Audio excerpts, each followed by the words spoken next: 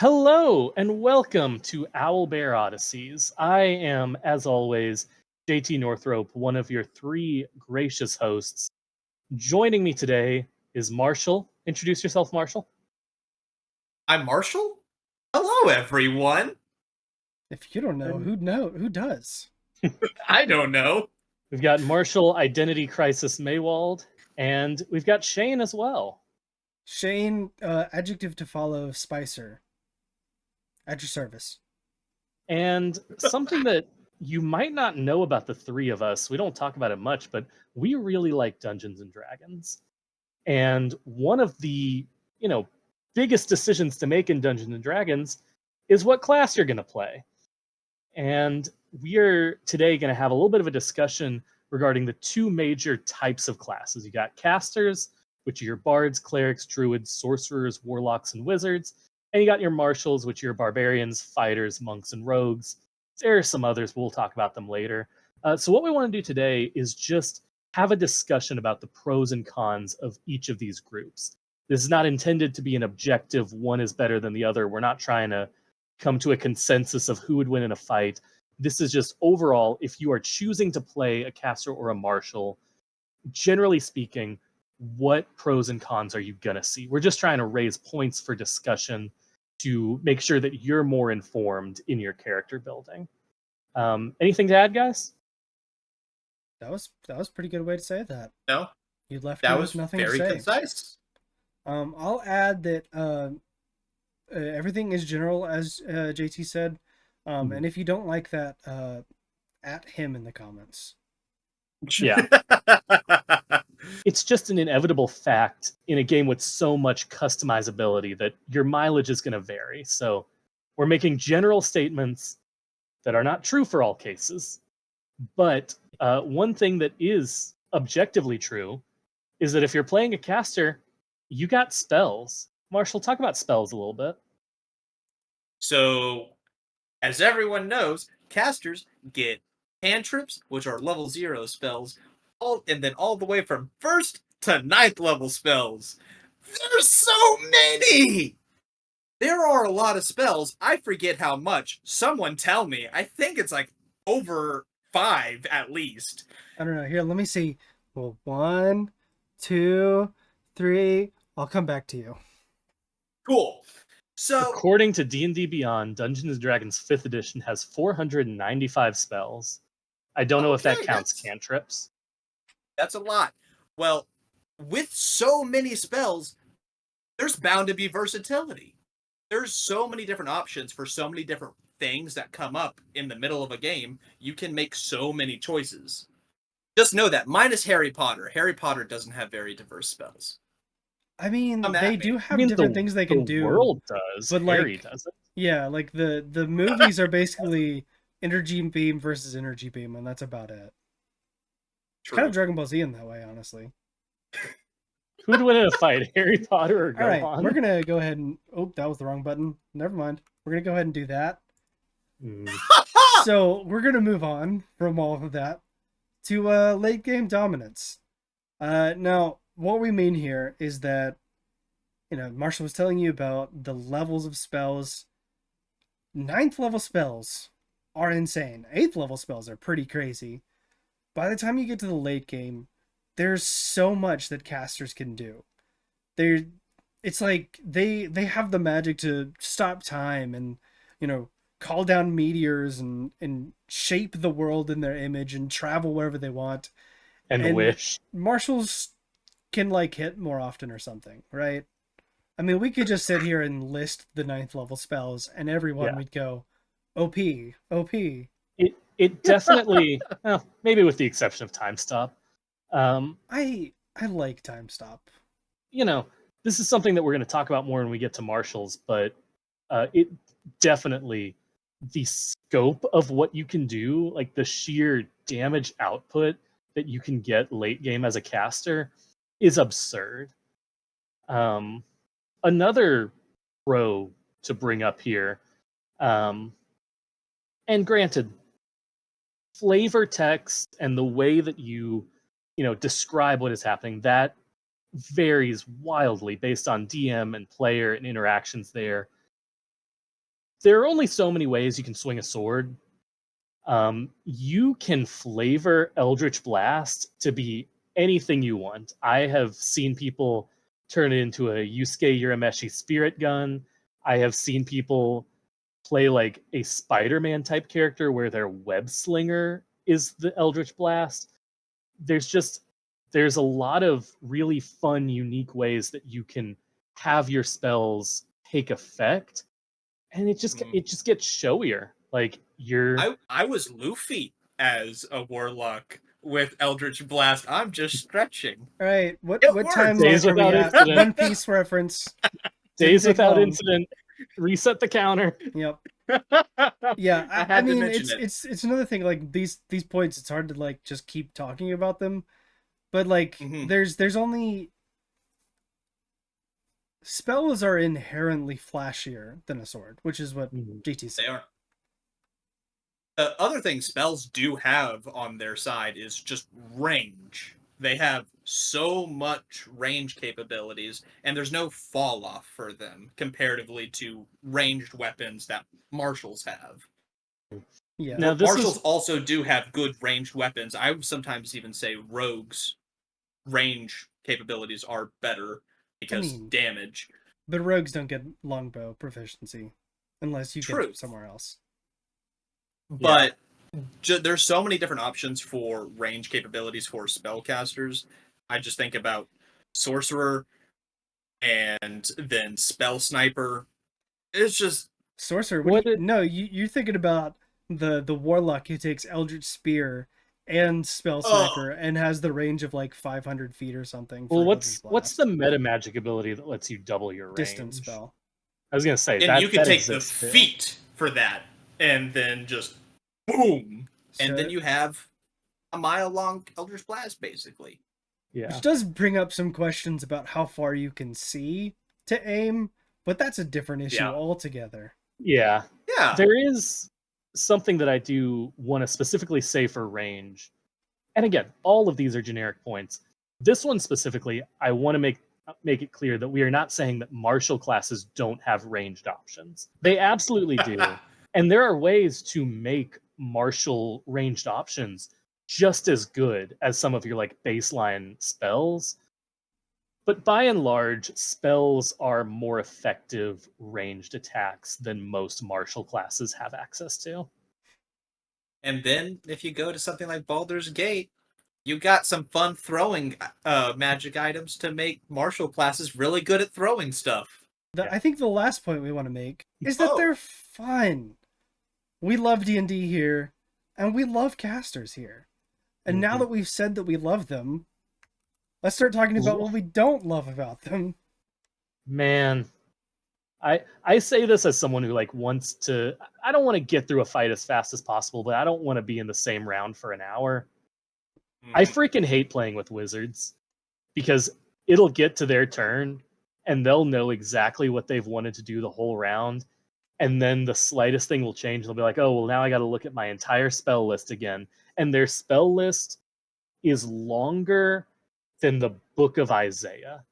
Yeah. He's absolutely right. And not to shout out two of our videos back to back, but I had this exact problem in our last session of Heartwood Heist. I'm playing a druid. I've got lots of spells. There was at least one turn, probably two or three, where I was so sure I knew what I was about to do. And then something changed, and it was my turn, and I had to look at all of my spells again. Thinking also about the decision fatigue, with anti-magic options, counter spells, we got anti-magic field, we got silence, and then we also got some feats that just will specifically go after casters. That's just what they're there for. And it leads to a little bit more decision fatigue, like where you're like, okay, I might need to have counterspell on me at all times so I can prepare to stop someone from countering me. And that's just more things you have to be prepared for. And it's like, oh, okay, am I about to be in silence? Who knows? And then you have to think about...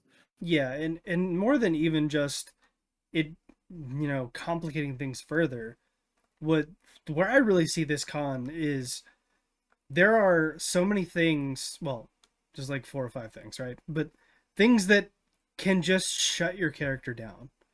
If you are, full levels in Wizard, you're like level 17 or something, no matter what level it is. If you're stuck where you cannot use your spells for some reason or another, what even are you at that point? Right. Yep. And it feels bad, if a man. beholder is looking at you, you're done. But See, it feels bad huh. if you like used your turn to fireball and you got counterspelled, and now tough luck. Or someone's about to do Revivify, you get counterspelled. Oh no, the cursed DM countering healing? Dare we even speak of this? Anyway, moving on. So the next thing you have to deal with as a caster is spell slots, and more specifically keeping up with those spell slots. Now, I personally, this is a little bit less of an issue today than it was, a few years ago, because we have D&D Beyond, and I'll just say, and other tools that help you with keeping up with your spell slots. But even so, sometimes it can be tricky. It's also something that is one of the harder things explaining to newbies how spell slots work. That the slots have levels, but the spells also have levels, and where you can fill those in. But That's unrelated to your character level. yeah, everything's got a level, and they interact in ways. Yep. Well, but the other point to make here is that having spell slots means that inherently you have a resource that you're going to run out of. And so every spell that you make, again, it goes back to decisions. You're having to weigh, is this worth upcasting to 5th level if I'm going to use up my only 5th level spell? And so eventually you run out of spell slots and you're just firebolting your way home. Or if you're a warlock, have the better spell, like better cantrip, Eldritch Blast. Yeah. Good, yeah. But then this next one we have is your mileage may vary here because as a DM, I have never in my life cared about spell components. The only time I ever really bother with it is if it's like a GP value. But some DMs care, and again, it's worth bringing up regardless. Hey, fighter's gonna fight, barbarian's gonna rage, monk's gonna use a key point or 3 every turn. As a spellcaster, you might not always have a spare hand for your somatic components. You might not have sight line to who you're trying to cast on. And so spell components just becomes another layer of complexity on top of everything else that you have to be aware of. And you might be silenced, which is also part of the anti-magic options, but So, again, my. a generalized thing. But typically speaking, the casters, they have the lower hit dice. Generally, you don't get to prioritize con. And they have less hit points generally. Yeah. Do not take a shot every time we say generally in this video. Yeah. Please. Yeah, we can't recommend that for your own health. The main focus for spellcasters is their spellcasting mod. You're not really focusing on Constitution. Well, you should, especially if you're a wizard or a sorcerer. But your main focus is your spellcasting mod. That's where most of your ASIs are going to go until you get to 20. That's just what I see typically in casters. So your HP winds up taking a nosedive.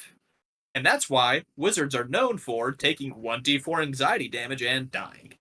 So the next point that we have for casters is they're sprinters. They will run out of stamina so fast, especially if you are not having long rest after long rest, or if you're not playing a warlock, short rest after short rest. You just don't have as much marathon capabilities as a barbarian, a fighter, and other things like that, where they can just keep on bonking. You can't keep on casting spells minus cantrips. but your cantrips won't hold up comparatively, typically. Can you tell that But this game gets complicated? it gets so Every complicated, point we're but it's a making, we're having to blast! give like all the nuance and all the exceptions. Yeah. And don't you love it? But the We point love that it as Marshall's players. making here is absolutely right. When you get like at the end of a boss fight, it is usually the casters who are sitting there saying, "Oh, I'm out of spell slots." It's not the fighter Mhm. saying, "Hey, I'm out of attacks." Very true. And it gets real difficult when a DM's like, hey, you're going to have a bunch of small and medium fights, and then here's the big bad. Good luck. Yeah. And that's always a Um, blast. But something that is a universal headache for casters and DMs alike is the wonderful world of concentration spells. Now, this is another one that kind of depends on the player DM interactions, but first off, concentration just limits the spells you can cast. If you're already casting a concentration spell, that means you can't cast others. But as a DM, I always forget when my players are concentrating on something. And so it leads to the situation where, oh, they should have lost their haste 3 turns ago, but I forgot to make them roll for it. And so I feel like I'm repeating myself, but concentration just adds another layer of complexity. Mhm. Hey, guys, friends don't let friends play a caster the first time they play D&D. Let's Yeah. just be clear about this. Yeah. In the I totally had a point that I don't remember. It's okay, I had a son that I don't remember. The Man. thing that I remember is in our last Can Heartwood I Heist can I video, real quick, I. Marshall? I love that What? you used that as the jumping off point, which forces me to now keep in Shane saying that he had a point that he didn't remember. I'm gonna leave in these So. poses. Do you think we care? Yeah, no. The difficult thing, thinking about concentration now. is in our. Oh, what? I remember now. Sorry. I interrupted again. Oh, I remember my dang it! another thing with concentration, what JT's talking about, where you forget to keep up with it. You know, his example, haste. You know, sometimes there's concentration that, you know, if you forgot about it, it's not that big a deal to kind of, you know, go back in time and, you know, reapply what should have happened. But with like haste, if you should have missed a turn 2 turns ago, like Mhm. that's hard to keep up with it. It's like generally like the best you can do is, I mean, I guess you lose this turn, but you really can't go back and do what should have happened. That doesn't feel the Yep. same. The more generic level ups, this one was kind of difficult This one's because debatable. Yeah, this they is not get our best con.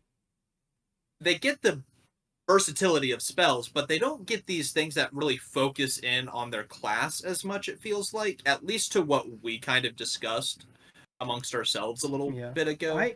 I noticed this mostly in, I'd say, mid game. And when you're in Yeah. the low teens of levels, as a Mhm. caster, you stop seeing more unique things that aren't just more spells. Which spells are great. Yep. More spells are always great.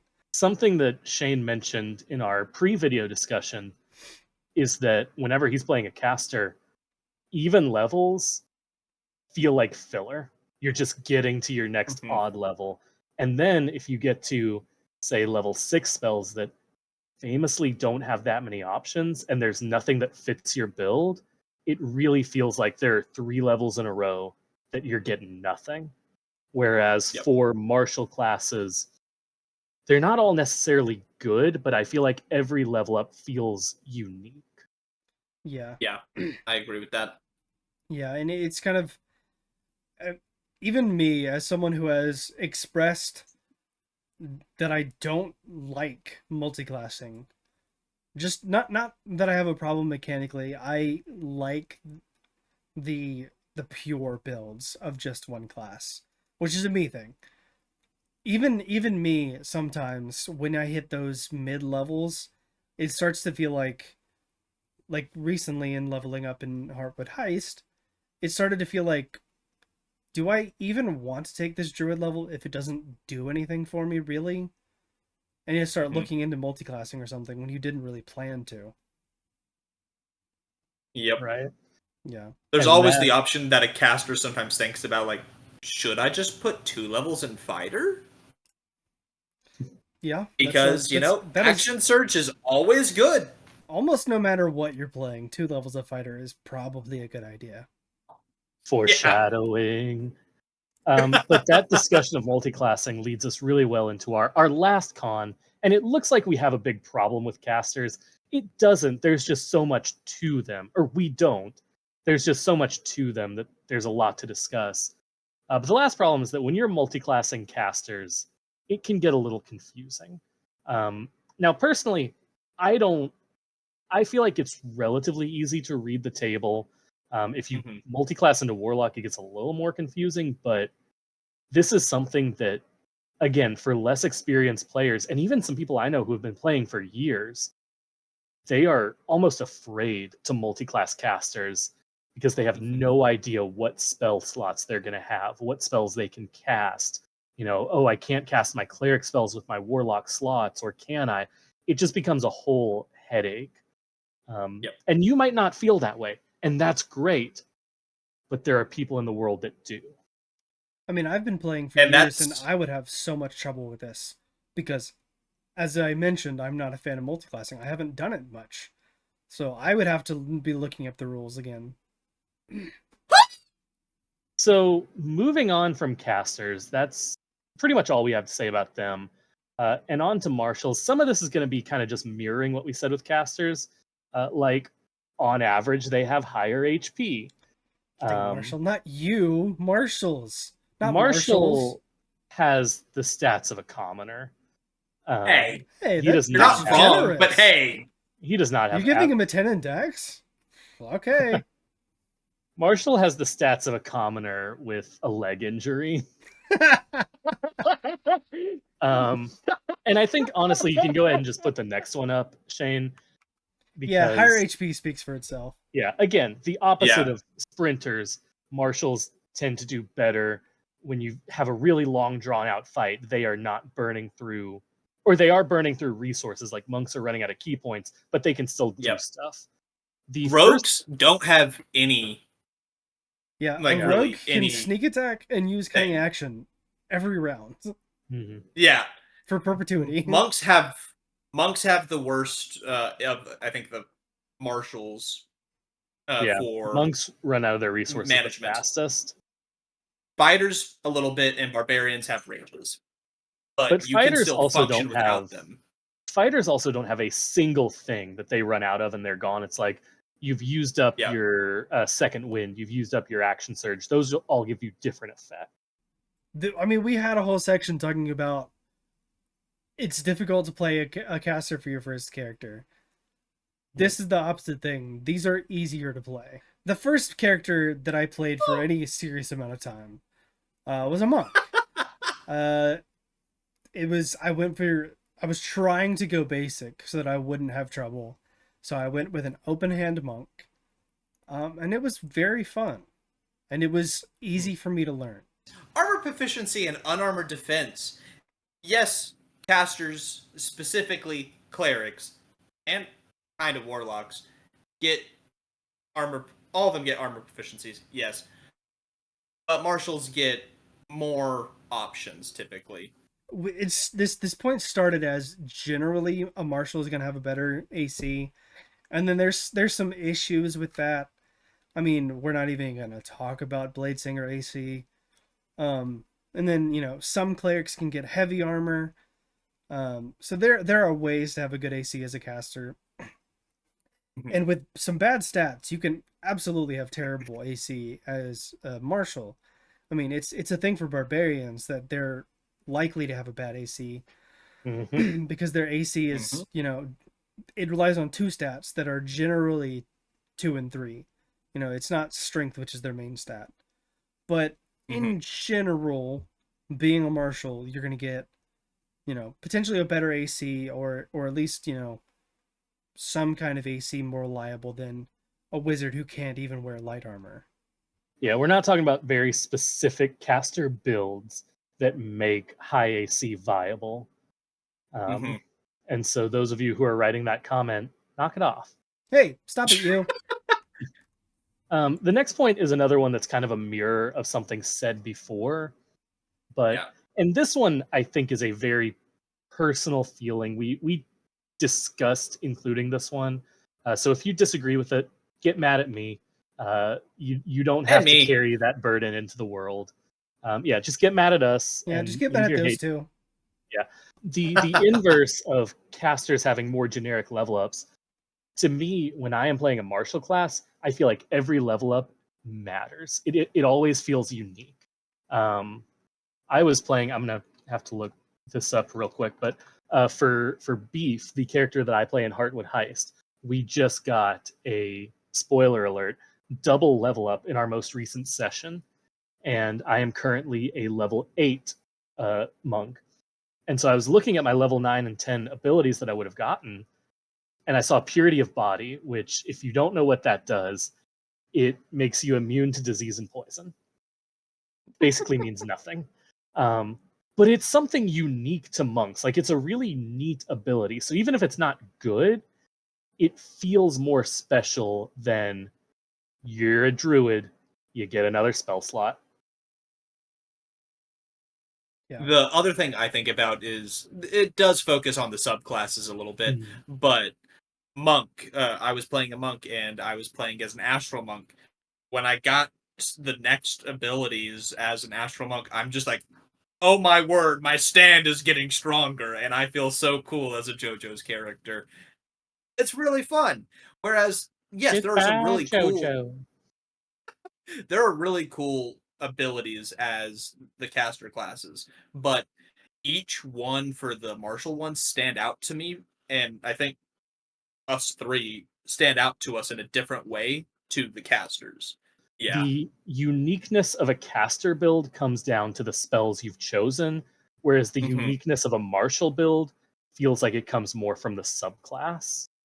Yeah, Yeah, that's true. that is true. But the most important thing about it is you have fun. That's Yeah. one of the best pros. Playing a martial Have fun. class is fun. Again, to bring up Beef, he is a multi-class of 2, now 3 martial What? classes, and he is one of the most fun characters I've ever played. But they're not as flashy. They're not. They don't get to go boom. Basically, what we're saying here is that it's what we were saying earlier. Spells are inherently flashy. Throwing a fireball is inherently flashier than swinging a sword. Even you can have fun describing how you're swinging the sword, Oh, you know, but just inherently on some level, it's not as ostentatious. Yeah. And I think this one is, I don't want to say a call out, but we're kind of putting the onus on the DMs. If you have a player who's playing a martial class and you think they're feeling this way, first off, talk to them. Like, be transparent with your players and ask them to be transparent with you. But hawk up their turns. Like, the fighter has just delivered 3 slashes in a row. Talk about how they've just attacked so fast that no one saw it until the enemy split into 4 pieces. Like, as a DM, you have the power. Run your game as an anime. That's what we're saying. Well, I mean, that's exactly the point I'm making, is that as the DM, you have the power to make martial turns flashier. It's still not going to be on the level of some casters, unfortunately, but you can help that.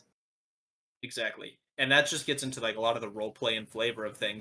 The next one, we got damage resistances. There's so many things that start resisting normal weapons, bludgeoning, slashing, piercing, very quickly. And if you don't start having magic weapons or things that just overcome magical resistance, you're just not doing as much. Whereas casters inherently can just be like, I ignore that. It doesn't matter. Yeah. Yeah. A point But- that JT brought up when we were talking about this earlier was that, you know, of these things, monks are the only one that have a built-in way to overcome this. Because, you know, I Yep. believe level 6, their unarmed attacks become magical. But for everything else, you are relying on getting a magic weapon, which, not to call out any DMs who don't do this, but any good DM is going to ensure that you do get those magic weapons. Maybe not immediately when you need them. Maybe you go through a battle or two where you don't have it, right? But you're going to get it, in a timely manner. Yeah, we're not really wanting to look at the magic items of things making things better. It's more so just the classes themselves. Yeah, that adds a whole layer that we're not getting into. But what we are getting Yeah. into The is simplicity this. over time equals boring.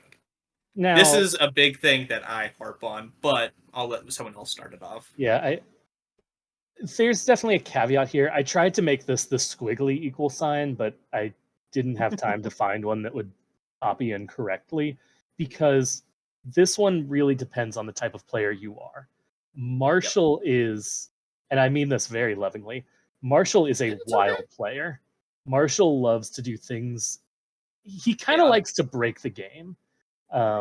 He likes Kinda. to play classes in ways that they were not intended to be played. He likes to do really weird multi-classes.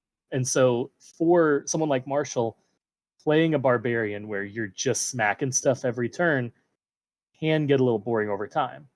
This is Mhm. where flavor and roleplay kind of comes in and makes it less of a factor. But just be aware, if you're going into a long-term game and you're like, I want to play a Mhm. fighter, know that you're going to spend most turns attacking 2 to 4 times. Yeah, there's a lot of Yeah. overlap here with our first point that it's not as flashy. And it's the same, the resolution is the same. You have to be aware that it is a factor, and you make sure that you have fun with what you are doing. Mhm. Whether that's a player or a DM, have fun describing what you're doing. Maybe try, something special. If you're fighting some big thing, maybe see if your DM will let you try to pinpoint a weak point or something. There are Mhm. things you can do to avoid this pitfall, as Yep. long as you know that it is a pitfall that can happen. Yep. Yeah. For me, I love monks. Monks are one of my favorite classes by far, and I still sometimes get to that point where I just start feeling like, oh man, I want to start playing a caster again because I like the chaos of magic and stuff. Yeah, But Bibbidi over here, the wizard, just teleported us through different dimensions, and I hit that guy a few times. yeah, and the way I typically get around the simplicity over time equals boring is by making a class that's not what it typically is. Like me playing an astral monk and I'm getting to be Luffy and I'm just punching across a field. I love that. Or as a future character coming up, I'm Don't playing a do it. Spores Druid who is not a Spores Druid. One other way that you can kind of remedy this before we move on to our last point, last one's coming up, um, is that lean into it. Play the straight man. I'm leading a relatively normal life. Play into that straight man. It leads to some really fun interactions. Fully agree. Well, the last point is wait, hold on. No, I'm not fighting Harry Potter. I can't handle that. It's just marshals versus casters. Not me! I don't want to fight a caster. All right. In case you can't But tell, Marshall wrote this point. Now, we've discussed all 10 of the classes in Dungeons and Dragons, right? Wait a minute. What are there's these? more. Now, What are these? we I'm so confused. I'm scared, the Marshall. the three of us had a little bit of a debate of if we wanted to include half-casters. If you're not aware, half-casters, paladins, rangers, and later artificers are classes that get, I believe the highest they can go is level 5 spells, and they get them every like 4 levels. Like they Yep. go up in their spell level. And I kind of fought against including them because I don't feel like you can generalize them as much. But suffice it to say, it does what it says on the tin. They have a lot of the same pros that both casters and marshals do. They have a lot of the same cons. At the end of the day, every build is unique, and as long as you are playing Dungeons and Dragons in a way that the whole table is having fun, you are winning. And that's Yeah. the whole point. That's why we have the main pro for all of them. It's fun. Yeah, You get to go have I think fun. we enjoy D&D. GT No. said something about it earlier, but I think we like it. Do you guys have anything else to say before we close it out? If you're watching this, thank you for lasting this long. That's awesome. Yeah. If you think JT was wrong and we should have had a column for halfcasters, tell us something that we could have put in there. Give us a pro Yeah. or a con of halfcasters. And then, something that we really like when you do here is when you subscribe and when you hit the like button. We're getting really close to 100 subs. Yeah, We might we're have getting passed it so by the time close. this comes out.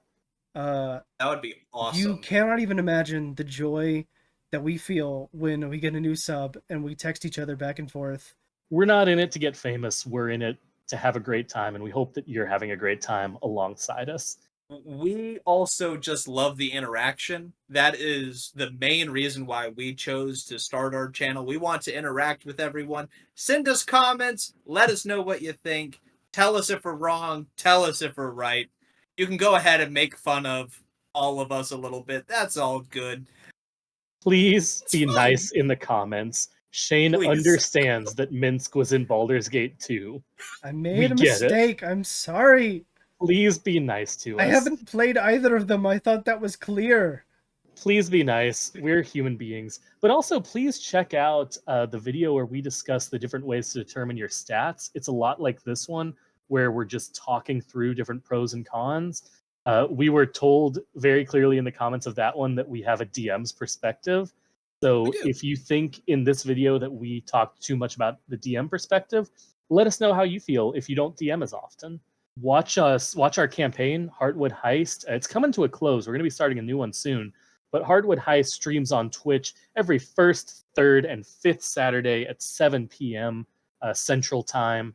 We're going to do a different schedule for the next campaign, but we'll talk more about that in the future. But it's uploaded to YouTube the next Sunday at 1 p.m. Central.